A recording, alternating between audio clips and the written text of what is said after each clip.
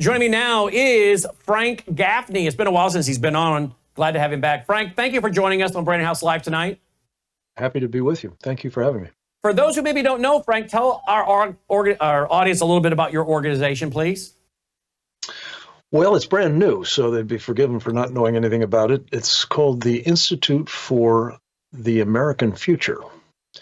And we started it on the 2nd of January officially, and it continues work that I'd been doing for 30-odd years, almost 8 years, at the Center for Security Policy after I left the Reagan Pentagon. So I'm learning new stuff myself tonight. That's what I thought you were still doing. So you were in the Reagan Pentagon, and now you're with a brand new organization. Please tell us again what it is, because I need to look up the website right here. Sure. It's usfuture.org, and the organization's name is Institute for the American Future. Excellent. All right. So tell us what is your goal there? Well, there it is. There it is. Look at that. The goal is based, Brennan, I can just give you a minute of background on this. When I was in the Reagan Pentagon the last year or so, acting as an Assistant Secretary of Defense, I looked around, and an awful lot of people that I had worked with to fight the good fight inside the administration, and there were a lot of those battles, as you may remember, but also externally, were gone. They'd moved on to other positions outside of government or doing other things anyway. And I discovered that, they weren't available unless you called each of them up retail, and that generally wasn't possible, having busy, days as I did. So I looked around when I got out of the Pentagon in 1988, after Kath Weinberger left, as did I, and couldn't find one, so I started at the Center for Security Policy. And the purpose was not to create another think tank. Honestly, I think we've got plenty of them, probably too many, even on our side. Rather, it was to do something unique that I thought then, and I continue to believe is much needed now, and that is to enable with a single phone call, good people in government especially, but others elsewhere, to be able to tap what I call the special forces in the war of ideas. A Tiger team made up of people uniquely qualified to work on a particular mission and tasked to do it with, again, not a lot of heavy lifting on the part of busy people, but brought to bear to try to help them get stuff done. Again, sometimes inside the administration, sometimes on Capitol Hill, sometimes with the media, sometimes with the public at large.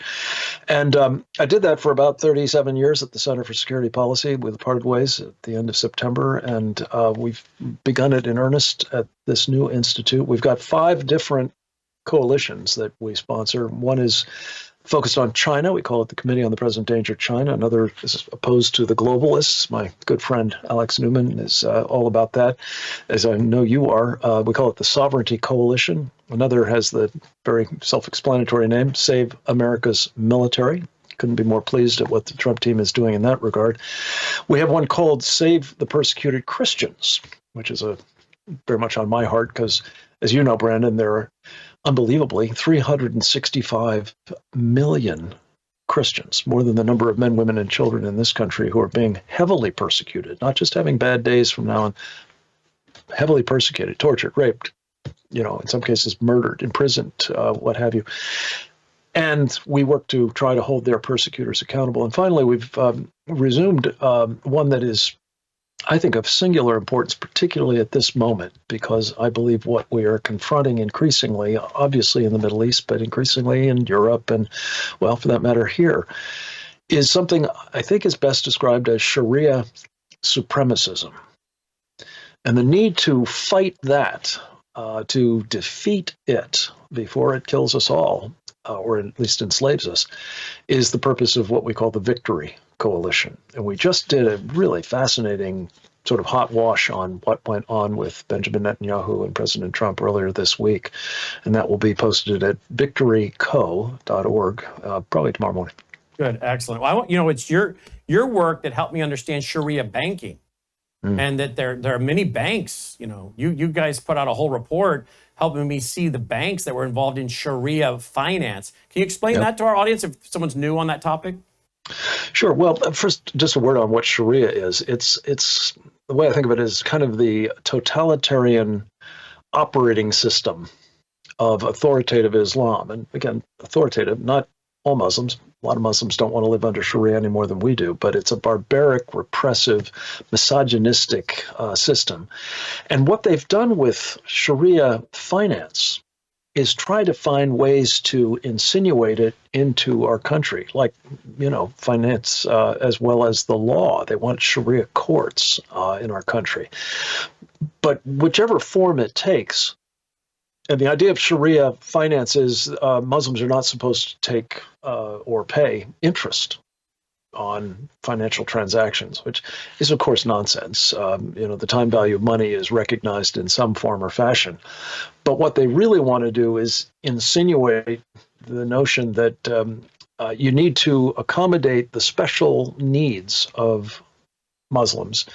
And if you don't, then you're Islamophobic, and you could be boycotted, you could be pilloried, you could be, they could sick the Southern Poverty Law Center on you like they did me. But the point is, it's basically a scam because, of course, there's financial charges of one kind or another. And it's really not so much about finance as it is about political warfare. And funding terrorism, right? And one of the knockoffs, you're absolutely right, is under Sharia, one of the pillars of Islam is that you must tithe, and that means you must make zakat payments to fund jihad.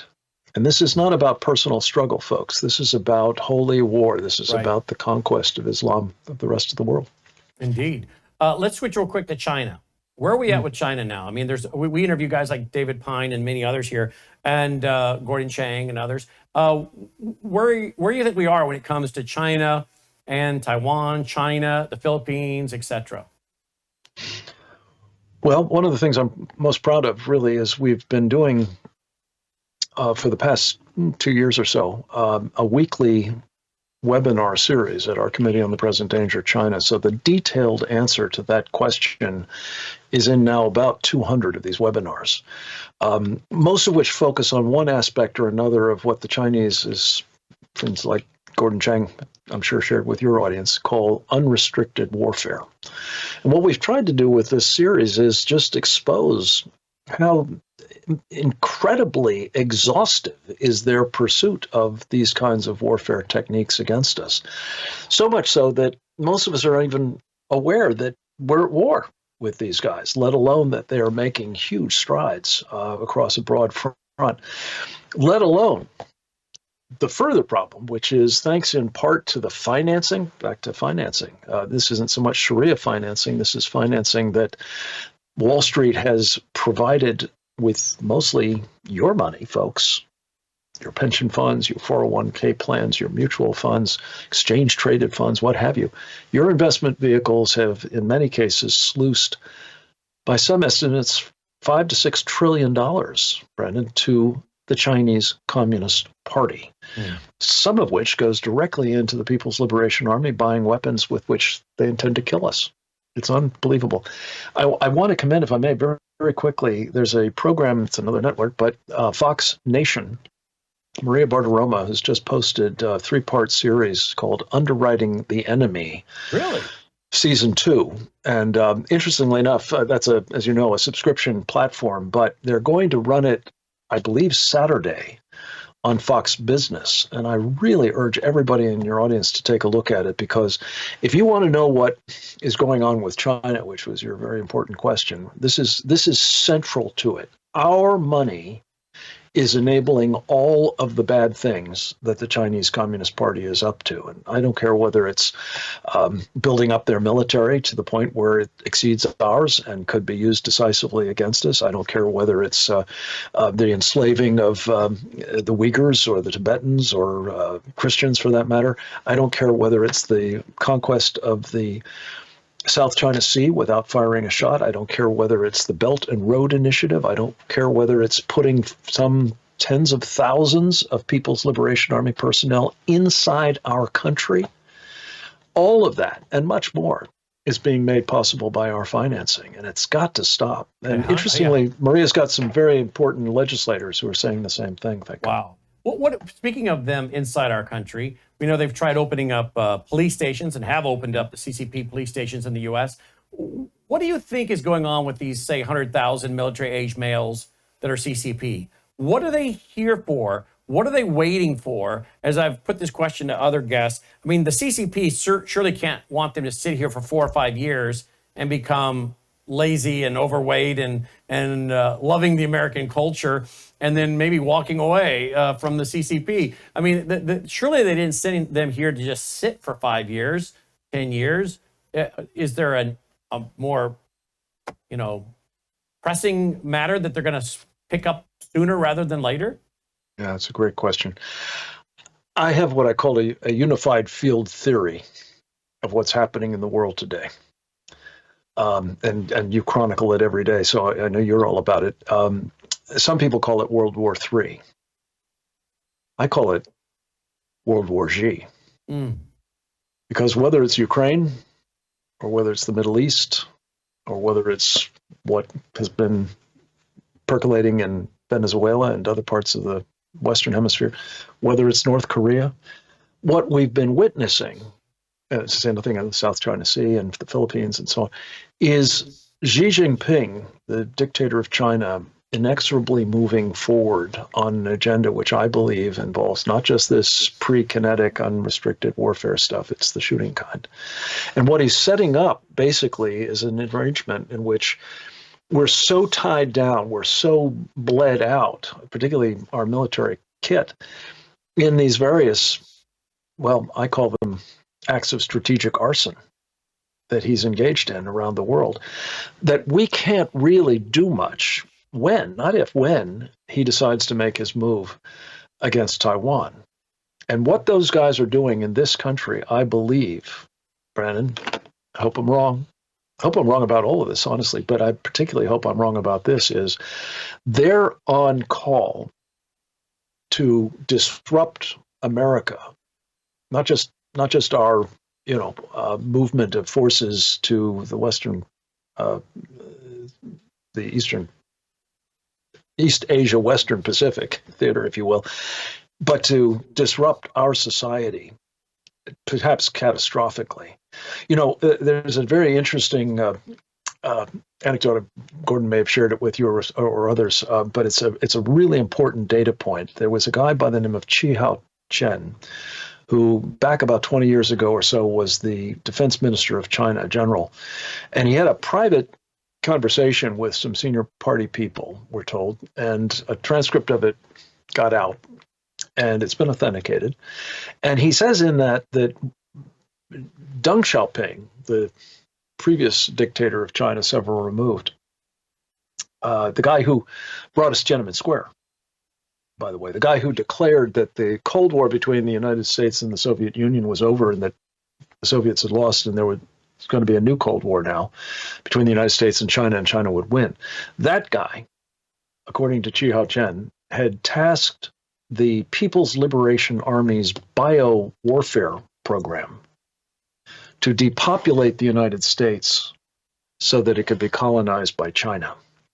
I quoted That's it. just another Ironically, example I mentioned that on my radio show today. You wouldn't have known that. Did you really? But I actually referenced that today, and I said, let's not forget, their general was saying they wanted to get rid of 2/3 of Americans and keep 1/3 of Americans to be the servants of the superior race.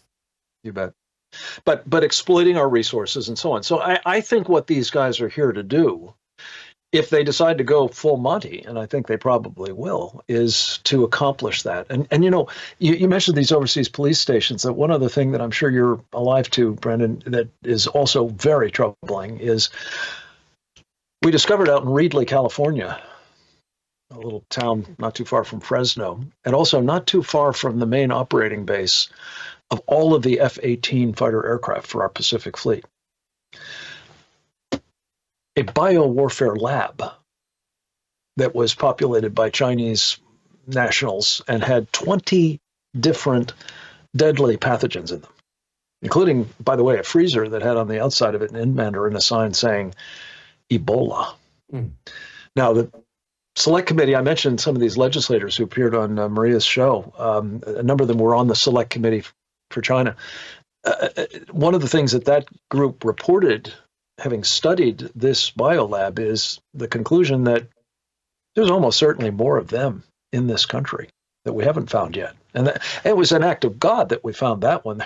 There was a zoning inspector who happened to notice. She was very, observant. She noticed that there was a garden hose coming out of what she thought was a vacant building. And she opened the door, and there were all these Chinese guys in white lab coats with some mice that have been genetically modified to spread COVID and other diseases. I mean, you can't make this stuff up. But if pick a number, you said 100,000, it could be more, it could be less, I don't know. But whatever it is, I know what 19 guys who were amateurs did to our country on 9/11. 10,000, 20,000, 100,000 Chinese special forces trained for sabotage, trained for attacking infrastructure, trained for assassinations, and lashing up with biolabs full of deadly pathogens. I mean, this could truly be, the end of America. So we've got to get on this. And one of the things I'm so grateful to Donald Trump for doing is saying, we got to find those guys and we got to get them out of here as part of his immigration crackdown. 100%. And I don't know if you saw this. Look at this. The BBC, Uganda begins Ebola vaccine trial after new outbreak. This is 2 days old, okay? I mean, they're beginning this Ebola vaccine and rolling it out. And I saw that this morning in my show prep, and I'm like, what are these guys preparing for, if anything? I just found that a little odd. Let me transition with you in closing in regards to USAID. What do you make of this? I mean, this has really stunned some people who are kind of veteran people. I mean, as far as being in the law and the courts, Washington, just how many millions of dollars we're talking going to all kinds of news outlets. And I'm a little irritated. I don't get $500,000. You weren't one of them. Yeah, I'm not one of them. I don't give $500 million. I'm not either. Like PBS and NPR reporting. Politico. AP. Well, yeah, what I make of it is this. And I have to tell you, this is not necessarily a popular thing to say to people who are MAGA or America First, but it's the truth. Foreign assistance can be a very powerful and valuable instrument in our national security political warfare, but not in the hands of Samantha Power, who Donald Trump, I think, was thinking of when he described this outfit at AID as radical lunatics. What Samantha Power did, it may be lunatic, but it's, as the Bard said, there's method to her madness. What they did was they took this unbelievable slush fund. I saw a number of 29 billion. I don't know if it's that high, but whatever it is, it's a lot of money to throw around for radical cultural Marxist agendas that undermine our country, whether domestically through these media outlets or overseas. And it has to be stopped. And what I fear is taking place as a result of what will doubtless be an ongoing series of revelations about just how crazy was some of this stuff, how much it squandered resources, how counterproductive it was to the national interest. We're going to see people throwing out with the baby a lot of bathwater that we really value or should if used properly.